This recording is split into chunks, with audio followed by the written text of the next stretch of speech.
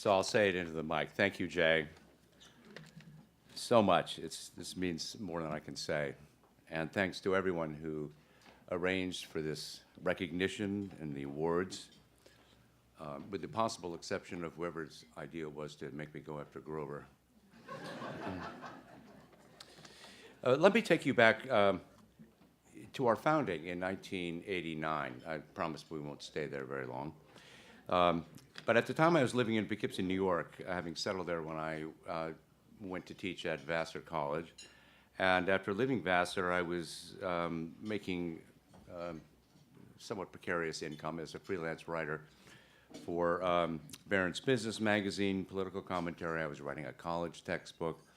And I was also giving talks to objectivist campus groups around the country as a member of the Speakers Bureau of the newly formed Ayn Rand Institute. And then I was denounced for speaking to a libertarian gathering, which was a no-no in conventional objectivist thought at the time. In response, I suggested that maybe we should lighten up, that we might engage more actively and with more benevolence with people who don't share our ideas, and we might actually learn something, since objectivism is an open system. I thought those were obvious points. That had always been the way I operated, but it turned out that every one of those points was vehemently denied, and so I realized I couldn't work under that intellectual culture or set of standards anymore. And the Ayn Rand Institute, for its part, it gave me to understand that my services were no longer required. So, with a few friends, we started the what is now the Atlas Society, and I had a somewhat messy divorce with the Ayn Rand Institute. We're still custody over objectivism is still in litigation. But with a few friends, we felt it was so important to strike a new path in objectivism, and we did. Walter Donway, who's here tonight, was one of the first founders, and we have some of our original funders here. Yes.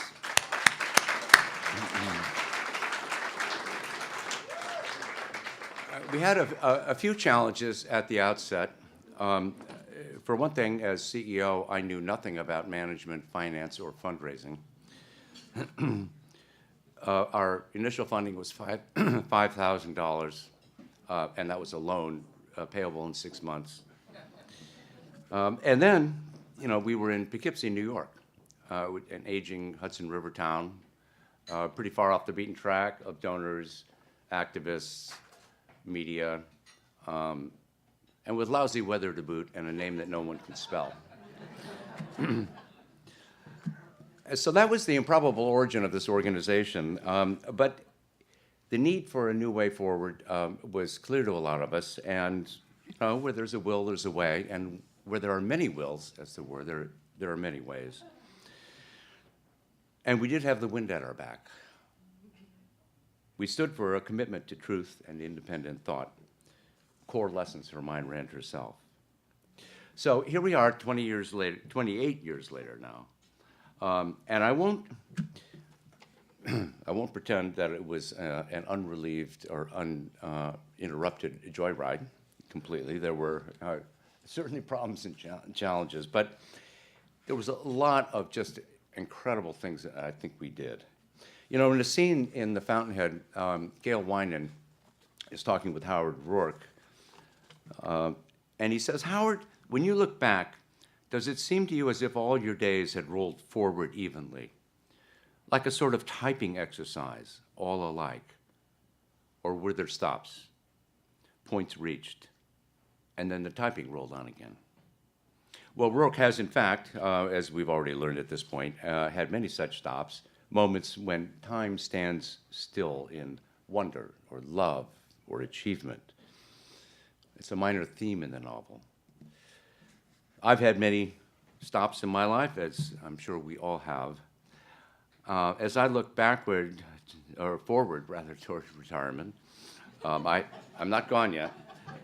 uh, I have also been looking backwards at some of these moments in my work at the Atlas Society. I'm just going to mention one because it has a kind of special meaning for me. It's connected with Atlas Shrugged, the book that we honor tonight on its 60th anniversary. I was working as a consultant with the film adaptation that John Aguilera and his team were producing.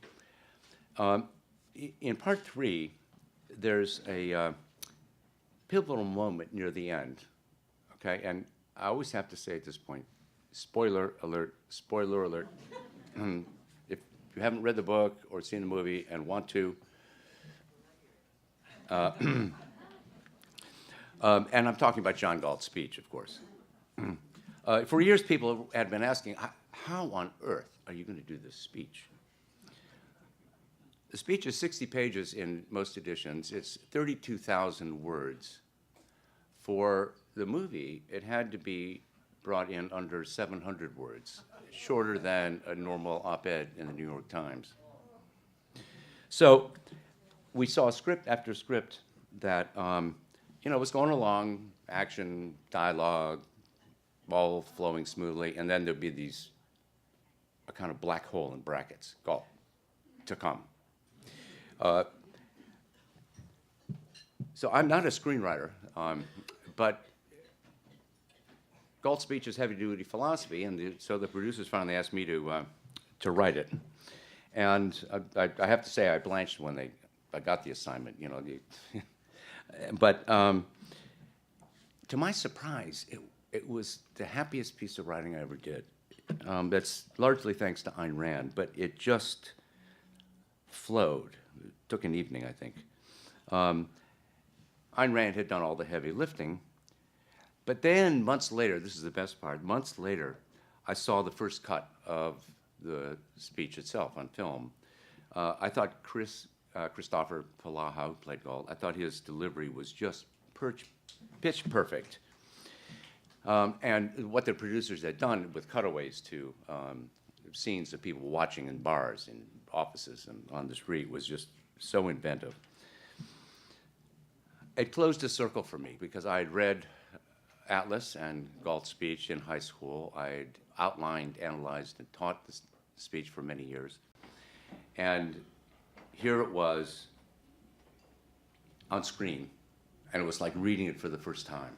So it's not the best thing I ever did or the most significant, but it has a special meaning for me, especially tonight and in light of the lovely award that John has given me. So I never would have had these experiences if I hadn't started the Atlas Society, and I never would have met all the incredible people that I've had the pleasure to work with. It's wonderful to see some of you here tonight. I actually can't see you because of these lights. So I'm just going to call you out. Roger and Walter Donway, my friends from college. Walter was the founding trustee, as I mentioned. Roger edited our magazine Navigator, and both of them wrote prolifically for us.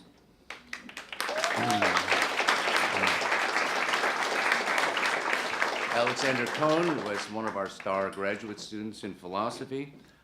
He joined the staff to work with Roger on a project called the Business Rights Center. He taught courses in objectivism, and he also oversaw publication of some of our recent books.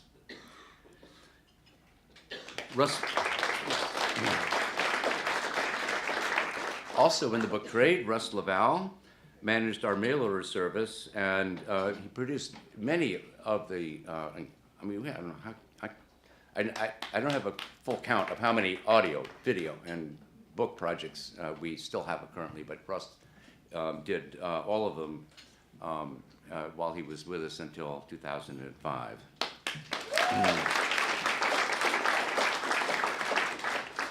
Jamie Stevens was my first hire. She was straight out of college. She was out of college, not me. And within 6 years, she was a really superb head of operations. Jamie, I remember the first conference that you managed from the outset. It was called the Real Culture Wars in 1998.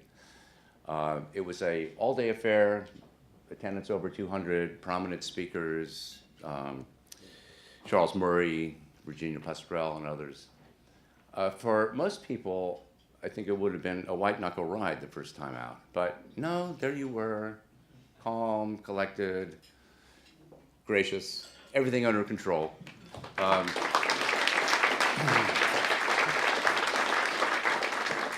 Watching you that day was another one of my stops. Patrick Stevens wore many hats as a writer, activist, and speaker, on top of which he designed a sophisticated database. And by the way, Jamie and Patrick met on the staff. For the first decade or so of our existence, we were averaging about one marriage or significant otherness per year. That's net of breakups. Not a widely tracked metric for nonprofits, but I'm proud of it. You know, it's nice to know that the Atlas Society was never entirely about philosophical abstractions. Finally, Will Thomas, I don't even know where to start.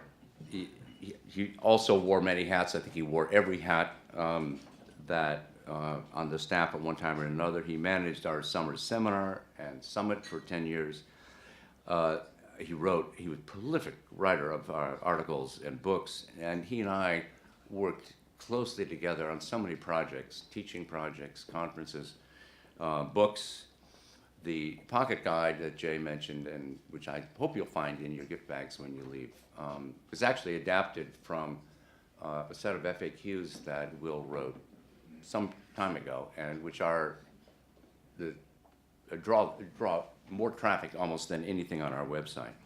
So, thank you, Will.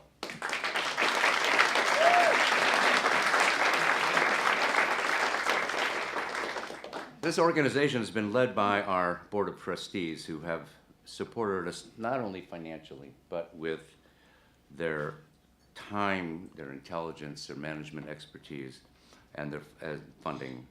The Founding Fathers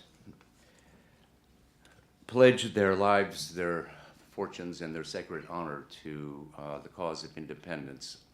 I don't think any of you have actually risked your lives on our board. At least if you have, please let me know. I'm sorry. But you have invested your fortunes and your sacred honor, and for that I'm deeply grateful. I want to thank all of you. Jay, of course, Baron Bond, Frank Brooks, Jim Caruso, and Dan Lever, who are here tonight, and John Aglioloro, and also Bob Poole, former board member, and Frank Bond, our first chairman, who couldn't be here but sends his greetings. So thank you so much.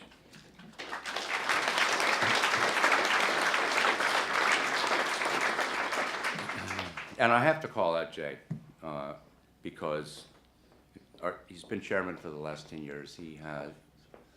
Jay, without all the time and financial support and energy and just sheer wisdom that you've invested in us, we wouldn't be here today. It's that simple. So thank you.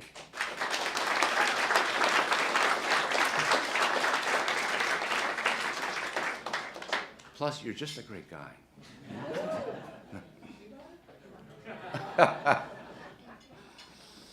All right, there's an old joke about a corporate CEO stands up at his retirement party and says, and finally I couldn't have done any of this without you, or people very much like you.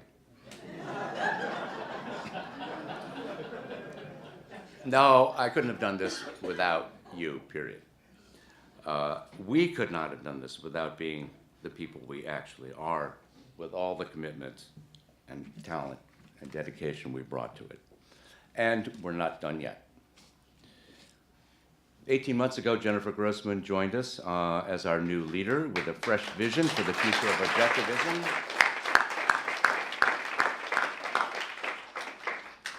You know, I started the organization in the belief that if the philosophy of objectivism is closed to innovation, it's dead.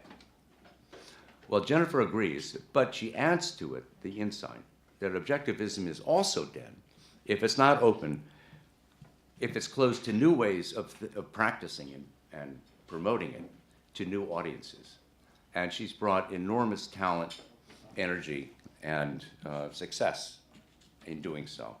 So I think we have a very bright future under her leadership and with the board's enthusiastic support. So as for me, I have philosophical paths to explore. I have some half-written articles I'd like to finish. I have some half-baked ideas that have to go back in the oven. But I'll be around, working with the board on call for Jennifer during business hours only. Sweetheart. No, 9 to 5 East time. Weekdays. So I think I sense Naomi watching her watch and reaching for the hook. So I will simply end by thanking all of you. It means a lot to me, this award and the recognition. And thanks to all of you who shared the ride. Thanks.